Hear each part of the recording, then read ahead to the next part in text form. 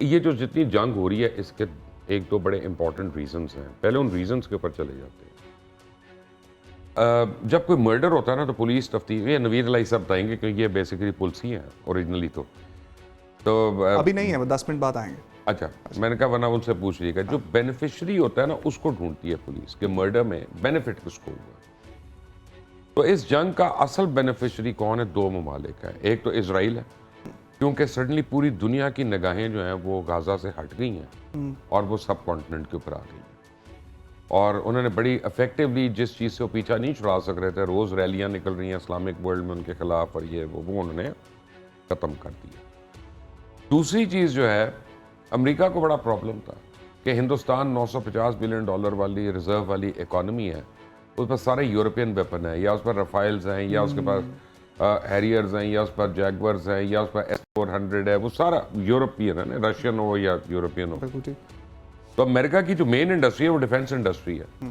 तो वो भी चाहते थे कि यार थोड़े दिन तो ये लड़ाई हो ना ज़रा, क्योंकि पहली लड़ाई है दुनिया की, ये दुनिया की तारीख में पहली लड़ाई है जहाँ पूरा चाइनीज़ इक्विपमेंट जो है पूरे यूरोपियन इक्विपमेंट के आमने सामने, और अभी तक चाइनीज़ इक्विपमेंट ने उसको यानी उड़ा, चले मैं कहता हूँ घुटे के नीचे रखा। मैं क्यों यहाँ पे, मैं अर्नब गोस्वामी तो नहीं होना कि मैं डेरोगेटरी टर्म्स यूज़ करूँ। तो चाइनीज़ इक्विपमेंट का पलड़ा भारी है, उनके शेयर्स भी ऊपर जाना शुरू हो गए। अब जब भी ये जंग खत्म होगी, चाहे वो 4 दिन बाद हो, 40 दिन बाद हो, 4 महीने बाद हो, तो पहली चीज़, क्योंकि अब इंडिया का वो डिफेंस सिस्टम और अटैक सिस्टम दोनों एक्सपोज हो चुके हैं, ठीक। तो पहली चीज़ जो करेगा, जब मोदी साहब ने पिछली बार ही कहा था हमारे पास रफाइल होते तो हम अभिनंदन का बदला ले लेते या और कुछ कर लेते, तो अब रफाइल्स हो गए एक्सपोज, वो चाहे जो मर्जी रीजन हो, I am not getting into that. तो अब वो जाएंगे अमेरिका के पास कि हमें पेट्रियट मिसाइल चाहिए।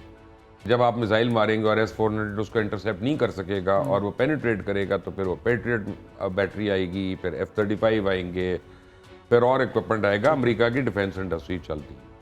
वरना ये जंग शुरू होने से पहले रुक सकती थी, अगर वाकई आलमी ताकतें ये चाहती कि ये ना हो, तो पाकिस्तान के साथ साथ हिंदुस्तान की भी हिम्मत नहीं है कि इस जंग को शुरू कर लेता ना हो। एक बात मैं आपको बता दूं, क्योंकि मैं एक फौजी का बेटा हूं, फौजियों का भाई हूं, फौजी मेरे खानदान में है, एयरफोर्स वाले मेरी फैमिली में है, नेवी वाले मेरी फैमिली में है। तो एक बात मैं आपको बड़ी क्लियर बता दूं कि पाकिस्तान अल्हम्दुलिल्लाह ये पूरी जंग जितनी मर्जी देर आपने चलानी है अपने कंधों पे लड़ सकता है। पाकिस्तान को किसी मुल्क की जरूरत नहीं है, ना चाइना की, ना अमेरिका की, ना फ्रांस की, ना बरतानिया। ठीक है। और पाकिस्तान इस वक्त मल्टीपल लोगों से लड़ रहा है। वो किस तरह से, मैं आपको बताऊं। इस जंग का 3 ममालिक को पूरी तरह पहले से पता था, जिनमें एक था अमेरिका। अमेरिका का आपको पता है कि उसको पता होना है, उसने ट्रैवल एडवाइजरी दे दी ना जब अपने लोगों को कि अब नहीं जाना, इंडिया भी नहीं जाना, वहां भी नहीं जाना, तो इसका मतलब उसको पता था। दूसरा अपना पता था रशिया को, क्योंकि इमीडिएटली उन्होंने S-400 की नई बैटरीज भिजवाई थी 2 दिन पहले, और उनका इंस्टॉलेशन वगैरह, तो वो सारा डिफेंस इक्विपमेंट जो है वो रशिया अपडेट कर रहा था।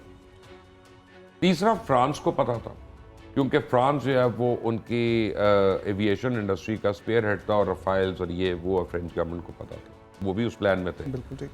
चौथा जो था इजराइल, जो साइबर सिक्योरिटी है इंडिया की, या साइबर अटैक है, या ये ड्रोन अटैक्स हैं, इसके ऊपर टोटल इजरायली बैटरीज जो है वो काम करी थी। तो इन 4 ममालिक का गठजोड़ था। अब उसका फॉल आउट कैसे होता है? जिस दिन इंडिया ने अटैक करना है, आप उसे एक दिन पहले देखें कि एयर फ्रांस ने और लुफ्तांजा ने पाकिस्तान की एयर स्पेस बैन कर दी अपनी एयरलाइंस की। उनका जी इस एयर स्पेस पे नहीं जाना। अब हिंदुस्तान पाकिस्तान के ऊपर अटैक करता है, और उस वक्त भी 57 इंटरनेशनल एयरलाइंस के एयरक्राफ्ट जो हैं पाकिस्तान एयर स्पेस पे फ्लाई कर रहे हैं, यानी हजारों पैसेंजर्स जो हैं वो पैरेलल फ्लाई कर रहे होते हैं। कोई एक एल्टीट्यूड पे तो नहीं है, कोई ऊपर है, कोई नीचे है, कोई उससे नीचे है, कोई और। तो इसका मतलब है एवरीबडी वाज एट रिस्क। तो हिंदुस्तान ने पूरी आलमी बरादरी को उड़ाने का रिस्क ले लिया कि अगर उड़ते हैं तो कोई बात नहीं, हमने ये करना है। 4 ममालिक उसके साथ थे, और आज तक यूनाइटेड नेशंस ने या यूरोपियन ममालिक ने इस बात की खामोश है। खामोश क्या, उन्होंने कहा भी सत्तू पी के सोए हैं। नाउ तीसरी चीज उसके बाद ये हुई है कि उन्होंने सपोजिटली लश्कर तैयबा की और जैश के लॉन्च पैड्स पे हमला किया। हुकूमत पाकिस्तान ने उसी दिन सुबह को फॉरेन जर्नलिस्ट को मुरीद के भी ले गए थे, LOC भी ले गए थे, और जगहों पे भी। तो सबको ये पता है कि वहाँ पे लॉन्च पैड एक दिन पहले ले गए। मैं कह रहा हूँ कि अगर फर्ज करें इंडिया की मैं बात मानूंगी, जो उन्होंने शिफ्ट कर दिया वहाँ से कर दिया, तो आपका बनता नहीं था मारना। आपने तो मासूम बच्चों को शहीद किया, आपने तो औरतों को शहीद किया। अब क्या हुआ कि उनके 5 जहाज गिर गए, 2 ड्रोन्स वहां पे गिर गए, उनके साथ बड़ी सुबकी हुई। पूरी दुनिया ने इमेजेस देखे कि एलओसी के ऊपर वाइट फ्लैग्स आ रहे हैं, वो कह रहे हैं कि रोक दो फायरिंग ताकि हम अपने लाशों को उठा लें और जख्मियों को उठा लें, और आपने वो किया।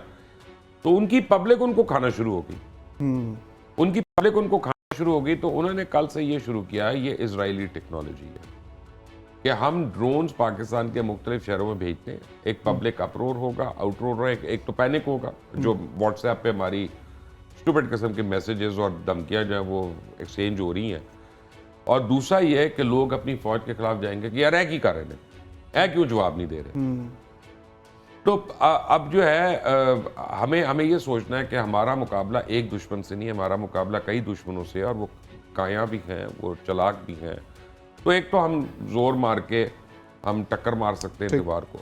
दूसरा उसका हल ये है कि देखिए, मैं आपको गारंटी कर रहा हूं कि पाकिस्तान ने जवाब तो देना, पाकिस्तान ने बतदरीज 1 अप जवाब देना है इंशाल्लाह, और वो आपको नजर आ जाएगा। फर्क क्या, पाकिस्तान किसी मदरसे को नहीं हिट करना चाहता, पाकिस्तान किसी मंदिर को नहीं हिट करेगा, पाकिस्तान किसी चर्च को हिट नहीं करेगा इंशाल्लाह। पाकिस्तान आर्मी पे हमें ये फख्र है कि वो किसी की भी इबादत गाह को हिट नहीं करेंगे, और किसी भी इबादत गाह की खुदा न खास्ता डिसेक्रेशन नहीं होगी। हम आबादी में नहीं करेंगे, हम स्कूल्स में नहीं करेंगे, हम कॉलेजेस में नहीं करेंगे, हम पब्लिक में नहीं करेंगे, ठीक है। तो उसके बाद जो है हमने करना है सिर्फ मिलिट्री टारगेट्स पे, ठीक है। अब जब हम हिट करते हैं, अब ये याद रखिएगा कि आज सुबह को इंडियन नॉर्दर्न कमांड का जो कोर कमांडर है वो श्रीनगर में एक्सपोज था, ठीक है। पाकिस्तान जाता तो उसको उड़ा देता। पाकिस्तान ने उसको इसलिए स्पेयर किया कि अगर आपने एक कोर कमांडर को उड़ा दिया वहां पे, तो अब आपका एस्केलेशन पॉइंट जो है ना वो फिर स्टॉप नहीं होता, फिर वो रुकता नहीं है वहां पे। ठीक हो गया। तो Pakistan is doing very serious calculation कि हमने कैसे रिप्लाई करना है। टारगेट्स हो जो अपना सिंबॉलिकली भी हाई वैल्यू हो, जिनकी वैल्यू भी हो, और जो नॉन एस्केलेटरी भी हो, जिनसे एस्केलेशन भी ना हो। तो हमारा डिफेंस जो है, coming back to your question, सबसे इंपॉर्टेंट उसमें जो चीज़ है वो ये है कि हमारा डिफेंस प्रोवोक नहीं होना चाहिए। जो दुश्मन हमें ट्रैप कर रहा है अपने राइट, हमारा डिफेंस जो है बगैर थॉट के नहीं होना चाहिए। हमारा डिफेंस इतना कैलकुलेटेड होना चाहिए कि उसका फॉल आउट भी हम संभाल सकें, और हमारा डिफेंस जो है एक प्रॉपर सिग्नल होना चाहिए कि I mean everything will be dead. ठीक है।